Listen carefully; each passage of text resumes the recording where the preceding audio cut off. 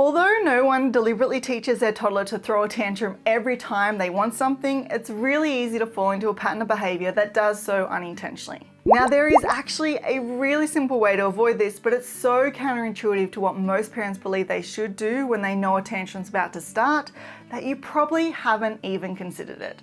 So let me walk you through a common scenario and then we'll talk about what you can do instead. Imagine you're grocery shopping with your child and they spot a cookie. Immediately they ask, "Mum, can I have a cookie please?" It's close to dinner time and you don't want to ruin their appetite, so you say, "No, it's nearly dinner time."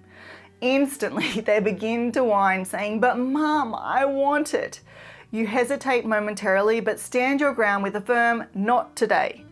As you continue shopping, your child continues to whine and tells you that they're starving and, "Please, can't I just have one cookie?" Again, you say no. Soon the tears accompany the whining and the situation escalates to your child kicking and screaming on the floor. You're exhausted and not in the mood for a prolonged argument, so you finally say, "Fine, you can have the cookie." If this is what happens every time you say no, your clever child is soon going to recognize the pattern. That is, if they want something and you say no, the way to get it is to cry louder, whine more, or throw bigger tantrums until you finally give in. You have unintentionally taught them that tantrums get them what they want. Now keep in mind, your child isn't being naughty. They're simply trying to figure out ways to get their desires met like everyone else does, and they've realized that throwing a tantrum gets results. And that means the next time they want something big or small, they're going to use this same tactic. So if you want to break this cycle, here's what you need to do. First, when your child asks for something and you're considering whether or not to say no, check your current mood and energy level. If you're exhausted and you know that if they end up having a tantrum, you're probably going to end up saying yes anyway, then you can just skip that part and just say yes straight away. Agreeing early on helps you stay out of that back and forth cycle we discussed earlier, where you first say no, but after persistent crying or complaints, you eventually give in. This approach not only keeps you calm in the moment, but also avoids teaching your child that throwing tantrums is a surefire way to get what they want. Now, of course, you don't want to end up in a situation where you just say yes to everything. There are going to be plenty of times when you need to say no. And in those cases, when you do need to say no and you feel like you can handle their emotions when you do, here's what you can do in order to manage them in a way that's going to help reduce the frequency of the tantrums and eventually get them to stop completely. When your child starts to get upset after you say no, the key is to stay calm. Believe me when I say, I know how hard this can be, but staying calm isn't just for you, it's for them too. It helps make your child feel safe and secure and makes it easier for them to hear and process what you're saying, and more importantly, calm back down. Beyond just maintaining a calm demeanor, the way you communicate with your child in these challenging moments can also make a huge difference.